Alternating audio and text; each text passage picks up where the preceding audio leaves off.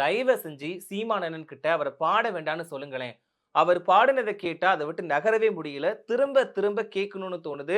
அவரோட குரல்ல அப்படி என்ன மாயம் இருக்கோ, மந்திரம் இருக்கோ, அவ்ளோ அழகா பாடுறாரு. அது மட்டும் இல்லாம, இவரோட பாட்ட கேட்டா ஏதோ ஒண்ணு பண்ணுதுங்க அப்படின்ற மாரி தான், இப்போ எல்லாருமே ரீல்ஸ் ஷேர் பண்ணிட்டு வந்துட்டு இருக்காங்க. என்னன்னா, சில பேர் வந்து, "அண்ணே எனக்கு டிப்ரஷனா இருக்குண்ணே" அப்படின்ற மாரி சொல்றாங்க. அதுக்கு சீமான் அவர்கள் வந்து, "இப்போ இந்த பாட்ட கேளு" அப்படின்ற மாரி அவர் பதிலுக்கு சொல்ற மாரி வச்சு எடிட் பண்ணி, அவர் பாடின பாடல்கள வந்து ஷேர் பண்ணிட்டு இருக்காங்க. எஸ். என்னன்னா, இதுக்கு முன்னாடியுமே நம்ம வந்து ஒரு வீடியோ பார்த்துட்டோம். சீமான் அவர்கள் வந்து பாடின பாடல்கள் அப்படின்னு ஒரு தொகுப்பு பார்த்துட்டோம். ஸோ அந்த வகையில இப்ப மறுபடியுமே அவர் பாடின நெறைய பாடல்கள் வந்து மறுபடியுமே ட்ரெண்டிங்ல வந்துட்டு இருக்கு. ஸோ அது என்னென்ன பாடல்கள்? எதுக்காக அவரோட குரலுக்கு வந்து எல்லாரும் இப்படி வந்து அடிமையா இருக்காங்க? அப்படிங்கிறத பத்தி தான் நாம இந்த பதிவுல பார்க்க போறோம். சீமான் அவர்கள் பேசாம பாடுறதுக்கே போயிடலாம் போல. அவர் ஒரு சில பாடல்கள பாடி, அவர் அத ஒரு பிளேலிஸ்ட்டா வெளியிட்டாங்கன்னா, அது அவ்வளோ அழகா இருக்கும் அப்படின்ற மாதிரி தான் எல்லாருமே தங்களோட கருத்துக்கள சொல்லிட்டு வந்துட்டு இருக்காங்க. அந்த அளவுக்கு சீமான் அவர்கள் பாடக்கூடிய ஒவ்வொரு பாடலுமே கண்டிப்பா ட்ரெண்டிங்ல வரும். ஏன்னா, அவரு அரசியல் நிகழ்ச்சிகள் மட்டுமே இல்லாம, பொது நிகழ்ச்சிகள்ல கலந்துக்கிட்டு பேசும்போது கூட, எல்லாருமே எதிர்பார்க்கிற ஒரு விஷயம் தான். "அண்ணா தயவு செஞ்சு ஒரு பாட்டு பாடுங்களேன்" அப்படின்ற மாரி எதிர்பார்த்துட்டு இருக்காங்க. ஏன்னா, அவரோட குரல்ல வந்து நான் ஆரம்பத்திலே சொன்ன மாதிரி ஒரு மாயம் இருக்குது, ஒரு மேஜிக் இருக்குது. ஸோ அந்த அளவுக்கு வந்து எல்லாருக்குமே ஒரு புடிச்ச குரலுக்கு சொந்தக்காரரா இருக்கிறாரு. அந்த வகையில இப்போ வந்து கேப்டன் விஜயகாந்த் நடிப்புல 1984ஆம் ஆண்டு வெளிவந்த வைதேகி காத்திருந்தால் திரைப்படத்துல வரக்கூடிய ஒரு பாடல சீமான் அவர்கள் பாடியிருந்தாரு. ஸோ இந்த பாடல் வந்து இப்ப மறுபடியுமே ட்ரெண்டிங்ல வந்துட்டு இருக்கு. அதுல வந்து என்ன பாடல் அப்படின்னா, "ராசாத்தி உன்ன காணாத நெஞ்சு காத்தாடி போலாடுது. பொழுதாகி போச்சு விளக்கேத்தியாச்சு பொன்மானை உன்ன தேடுது." இந்த பாடல தான் வந்து சீமான் அவர்கள் வந்து பாடியிருக்காரு. ஸோ இந்த பாடல் எழுதினது யாருன்னு கேட்டீங்க அப்படின்னா, வாலி அவர்கள் எழுத, இசையமைப்பாளர் இளையராஜா வந்து இசையமைச்சிருந்தாரு. ஜெயச்சந்திரன் அவர்கள் வந்து பாடியிருந்தாங்க. இந்த படம் வந்து பெரிய அளவுல ஹிட் ஆச்சு. அதே மாதிரி இந்த படத்துல இடம்பெற்ற எல்லா பாடல்களுமே ஹிட் ஆச்சு. இதுல விஜயகாந்த் அவர்கள் வந்து சோகமா தன்னோட காதலிய நினைச்சு, அவங்களோட மறைவை ஏத்துக்க முடியாம, சோகத்துல பாடக்கூடிய பாடல் தான் "ராசாத்தி உன்ன காணாத நெஞ்சு காத்தாடி போலாடுது" அப்படின்ற ஒரு சாங். இந்த சாங் வந்து சீமான் அவர்களுடைய குரல்ல கேட்கறதுக்கு அவ்ளோ அழகா இருக்கு. ச்சே! எங்க அண்ணன் எவ்ளோ ஃபீல் பண்ணி பாடுறாருய்யா! அப்படின்ற மாதிரி தான் இருந்துச்சு. ஸோ இந்த சாங்க கேட்டுட்டு வாங்களேன். ராசாத்தி ஒன்ன காணாத நெஞ்சு காத்தாடி போலாடுது, பொழுதாகி போச்சு விளக்கேத்தியாச்சு பொன்மானே ஒன்ன தேடுது. ச்சே! கலக்கிட்டாருல்ல. ஸோ அடுத்து பார்த்தீங்கன்னா, 1988ஆம் ஆண்டு வெளியான "உன்னால் முடியும் தம்பி" அப்படின்ற படத்துல வரக்கூடிய பாடல வந்து பாடியிருந்தாரு. எஸ், இந்த பாட்டோட வரிகளுமே "உன்னால் முடியும் தம்பி தம்பி, உன்னுள் இருக்கும் உண்மை நம்பி" அப்படின்ற மாரி ஒரு சாங் வரும். ஆனா பட் அவரு இந்த ஸ்டார்ட்டிங் லைன பாடல, உள்ள இருக்கக்கூடிய லைன பாடியிருந்தாரு. ஸோ அதுதான் ரொம்பவே வைரலா போச்சு. ச்சே! எங்க அண்ணனுக்கு இப்படி வாய்ஸாடா அப்படின்னு எல்லாருமே ஆசையா அவ்வளோ ஒரு அழகா விரும்பி கேட்டாங்க. அது எந்த லைன் பார்த்தீங்க அப்படின்னா, பர்ட்டிகுலரா "ஆகாய கங்கை காய்ந்தாலும் கூட, சாராய கங்கை காயாதடா, ஆழ்வார்கள் போடும் சட்டம் காசுள்ள பக்கம் பாயாதடா." இந்த ஒரு லைன தான் சீமான் அவர்கள் வந்து அவருடைய குரல்ல பாடியிருந்தாரு. ஸோ இதுவுமே ரொம்பவே வைரலா இருந்துச்சு. ஸோ இந்த சாங்க கேட்டுட்டு வரீங்களா? ஆகாய கங்கை காய்ந்தாலும் காயும், சாராய கங்கை காயாதடா, ஆள்வோர்கள் போடும் சட்டங்கள் யாவும் காசுள்ளோர் பக்கம் பாயாதடா. 1988ல வெளிவந்த "உன்னால் முடியும் தம்பி" இந்த திரைப்படத்துல கமலஹாசன் அவர்கள் வந்து நடிச்சிருந்தாரு. சோ இந்த பாட்டுக்கு வந்து இசையமைச்சிருந்தது இசைஞானி இளையராஜா அவர்கள். இந்த பாடல் எழுதியவர் கவிஞர் வைரமுத்து அவர்கள்.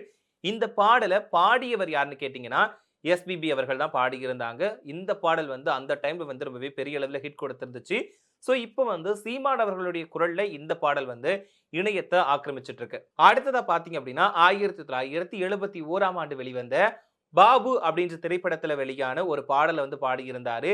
சோ இந்த சாங்குமே வந்து ரொம்பவே ட்ரெண்டிங்ல வந்துச்சு. கவிஞர் கண்ணதாசன் அவர்கள் எழுதிய இந்த பாடலுக்கு எம்.எஸ். விஸ்வநாதன் அவர்கள் வந்து இசையமைச்சிருந்தாங்க. இந்த பாடல வந்து டி.எம். சௌந்தரராஜன் அவர்கள் வந்து பாடியிருந்தாங்க. அது என்ன பாடல் அப்படின்னு பார்த்தீங்கன்னா, "இதோ எந்தன் தெய்வம் உன்னாலே நான் ஒரே ஒரு புன்னகையில் கண்டேனே, பாசமுள்ள பார்வையிலே கடவுள் வாழ்கிறான், அவன் கருணை உள்ள நெஞ்சினிலே கோவில் கொள்கிறான்." இந்த பாடல தான் வந்து சீமான் அவர்கள் பாடியிருந்தாங்க.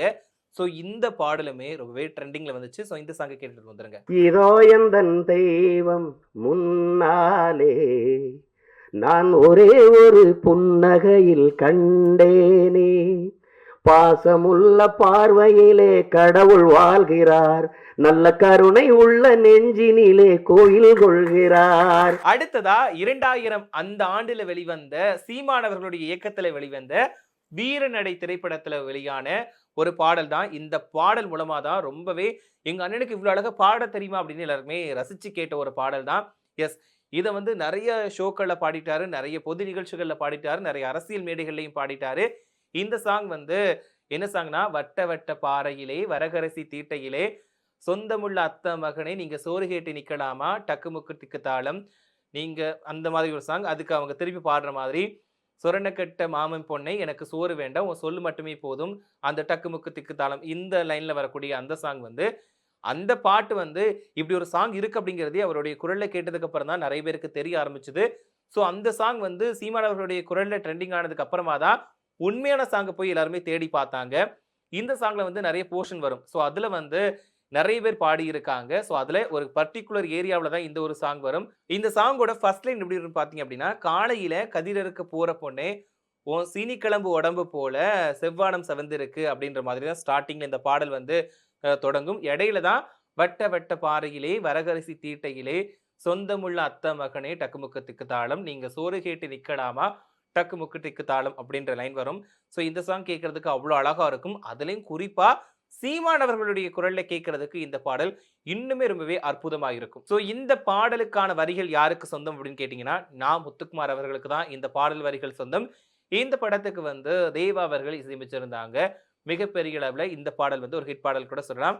அதுக்கு முக்கியமான காரணம் சீமான் அவர்களுடைய இயக்கம். சோ இந்த சாங் கேட்டு வந்துறீங்களா? வட்ட வட்ட பாறையிலே வரகரிசி தீட்டையிலே சொந்தமுள்ள அத்த மகனே டக்கு முக்கெடுக்கு தாளம், நீங்க சோறு கேட்டு நிக்கலாம் அடக்கு முக்கெடுக்கு தாளம்.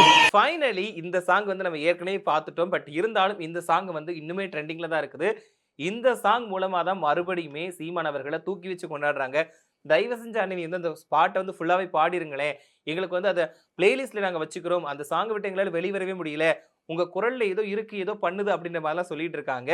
எஸ், அது என்னன்னா சூரிய வம்சம் திரைப்படத்துல வரக்கூடிய ரோசாப்பூ சின்ன ரோசாப்பூ இந்த சாங் தான். சோ இந்த படம் பாத்தீங்கன்னா 1997 ஆண்டு வெளியாச்சு. இந்த படத்துக்கு இசையமைச்சிருந்தவர் யாருன்னா எஸ்.ஏ. ராஜ்குமார் அவர்கள் வந்து இசையமைச்சிருந்தாங்க. சோ இதுக்கான பாடலாசிரியர் யாருன்னு கேட்டீங்க அப்படின்னா ராஜ் ரவிச்சங்கர். இவர் தான் இந்த பாடல் வந்து எழுத்து. பாடகர் யாருன்னு கேட்டீங்கன்னா ஹரிஹரன் அவர்கள் வந்து இந்த பாடலை பாடியிருந்தாங்க. சோ இந்த பாடல் வந்து அந்த டைம் வெளியானத சூரியவம்சம் திரைப்படம் வெளியான டைம்லயே ரொம்பவே ட்ரெண்டிங் சாங் தான். ஏன்னா அந்த படத்துல இருக்கக்கூடிய எல்லா பாடல்களுமே ரொம்பவே ட்ரெண்டிங் சாங். இதுல வந்து ரோசாப்பூ சின்ன ரோசாப்பூ சாங் வந்து எல்லாருடைய ஃபேவரட் சாங்னு கூட சொல்லலாம்.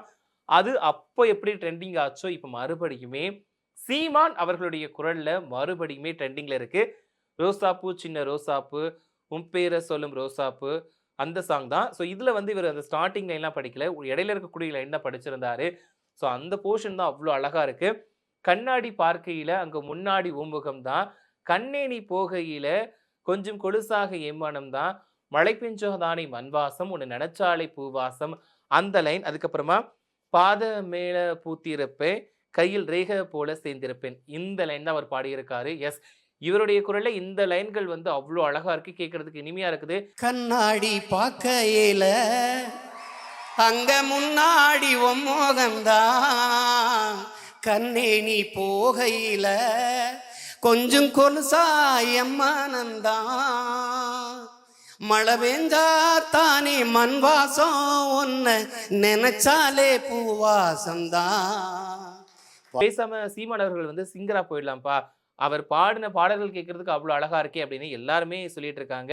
குறிப்பா சீமான் அவர்களுடைய ரசிகர்கள் மட்டுமே இல்லாம நிறைய பேர் அவர்களுக்கு வந்து இந்த பாடல்களுக்கு வந்து அடிமையாயிருக்காங்கன்னு தான் சொல்லணும். ஏன்னா இப்போ ரீசெண்ட் டேஸ்ல சீமான் அவர்களுடைய வாய்ஸ்ல அவர் பாடின பாடல்கள் எல்லாமே ட்ரெண்டிங்ல வந்துகிட்டு இருக்கு, எல்லாருக்கும் பிடிச்சமான ஒரு விஷயமா இருக்குது. ஸோ இதுல சீமான் அவர்களுடைய குரல்ல உங்களுக்கு பிடிச்ச பாடல் எது அப்படிங்கறத மறக்காம கமெண்ட்ல சொல்லுங்க.